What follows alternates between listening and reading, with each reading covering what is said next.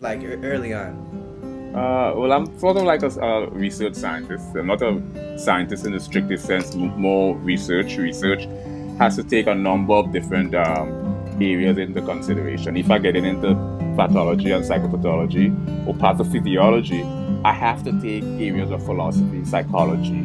And there's so many different areas you have to take into consideration when you're studying, let's say, bipolar 1, manic episode, or mental disorders, or mental disease as a whole. This is not supposed to be an intellectual show. This is supposed to... Come on, man. I didn't want to come here and have this discussion. Listen, I wanted to listen. Listen, I don't know what to say, but some of this stuff I don't get. I told you that already. But like, what can you teach me? Like, what's the most vital thing I need to know with your knowledge? Like, what if you could teach me anything, what would you teach me? Not really teach, but just, man, I think you are extraordinary, my friend. And I've seen a number of people discuss in forums, interactive platforms where people would actually discuss in your show and how extraordinary, the Jeff Richard show is, how extraordinary you are, and spot on when it comes to these impersonations. Now, first off, this is not Jeff Richards. This is not Jeff Richards. Jimmy Falcon. Yeah, absolutely. That's Jimmy Fallon. Fallon, I apologize. Jimmy Falcon, man. What do you think I am, a bird or something? I mean, where am I gonna fly to? I can't fly anywhere now. I got the headphones in. Ladies and gentlemen, I'm being interviewed by Jimmy Falcon, the bird. And I'm talking to Mr. Pregnant. Yeah, Mr. Pregnant. Atelston, Fitzgerald, all of the first. Now, you were on the Chappelle Show. I was on the Chappelle Show. I was on MTV like 15 times. I was on VH1 over 20 times. So I've been on a number of different networks. Tell me about the Chappelle Show, though. Did you get to meet him? Yes, I saw Chappelle back in those days in New York. I was like 22 at the time. I was doing back vocals. And I auditioned for the Chappelle Show. And I was on the first recording of the Chappelle episode. And it was a Sally Field episode that completely failed miserably. So I was on the first episode of the Chappelle Show that failed miserably back in the day. That was a Sally Field show. Why did it fail miserably?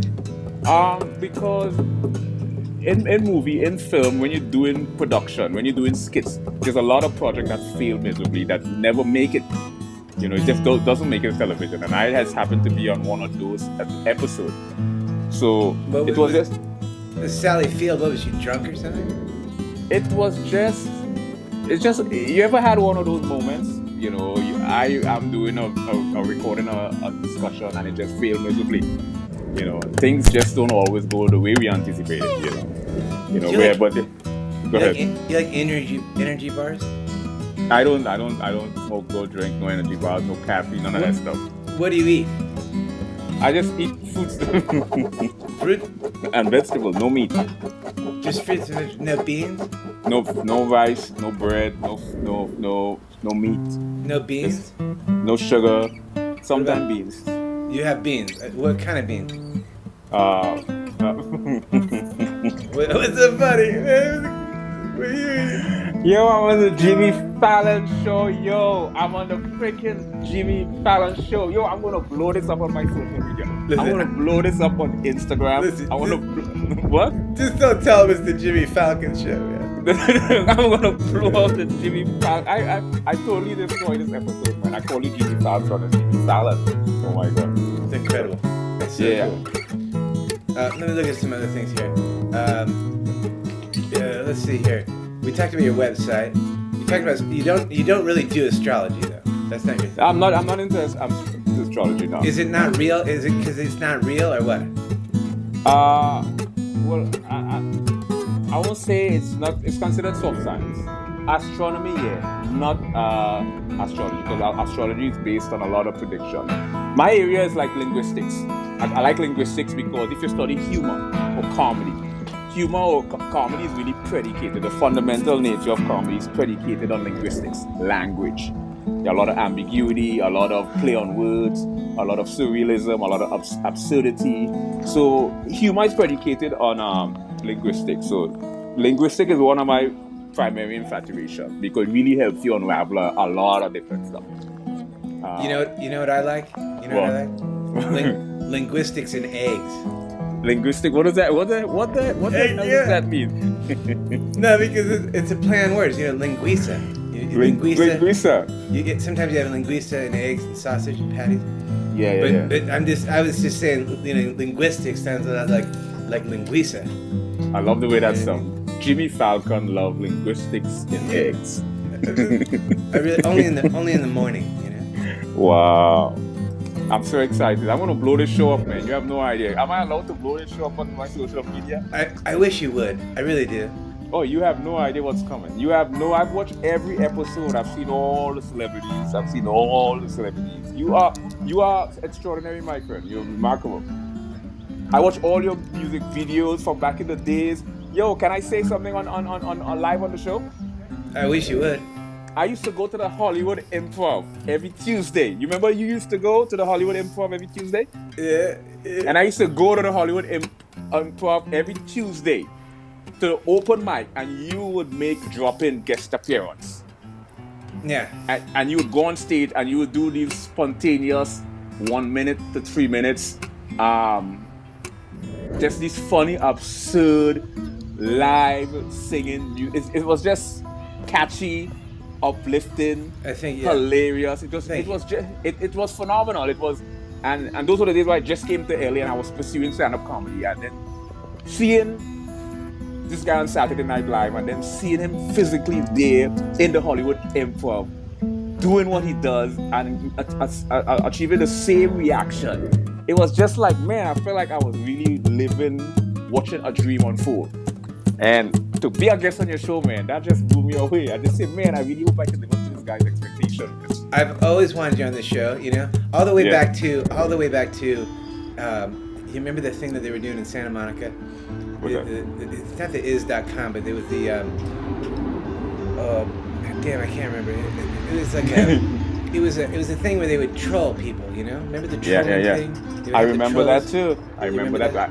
Yeah, and I remember also when you would show up at a comedy store sometime on a Monday, and you would do your stuff. Yeah. So you were like, and then you would have all these guests, and it's funny because you would put these guests, and these are celebrities, and you would have these celebrities on your show, and they know what to anticipate, yet you would put them in these uncompromising position, because you would have them on this trend where they would be having a serious conversation, and then you would just throw something in there that's completely absurd.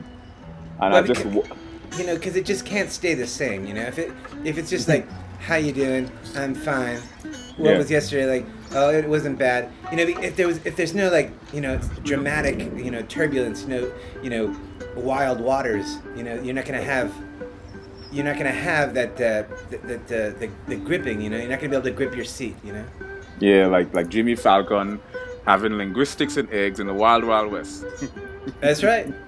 Now, do you like soft drinks? You don't drink soft drinks? I bet you don't. I don't drink. I don't. No sugar. No sugar. No, none of that stuff. That's incredible. I try to stay light. I don't eat rice, bread, because I need energy. It's all about energy. And you need energy to produce, to create mass production, to be prolific and mass production on my level. It requires a hell of a lot of energy. So I have to find ways to conserve. I have to find ways to reserve, and I have to find ways to have energy. To create energy, to produce energy, to keep going. Tell me about, because we talk about energy, that makes me think of everlasting life, and it makes me think of because they say you can't stop energy. You can't. Is that right? You can't neutralize energy. Energy just changes forms. Yeah, it can't be created or destroyed. It can only be transformed. You know, in alchemy they call it the transmutation from one form to another.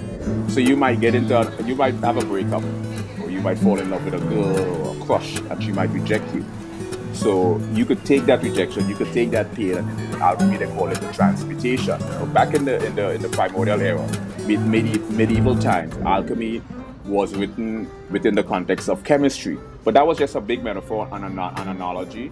But only people who are biologically predisposed, you know, I would say to extrasensory perception, could really dissect what alchemy really means. Is the transmutation. Turning metal into gold is just a metaphor for transmuting from one form to another.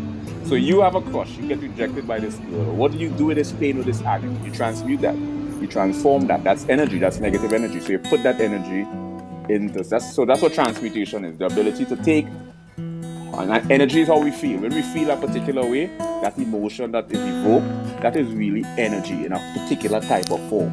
So we could convert that form and transmute it into something a little more productive.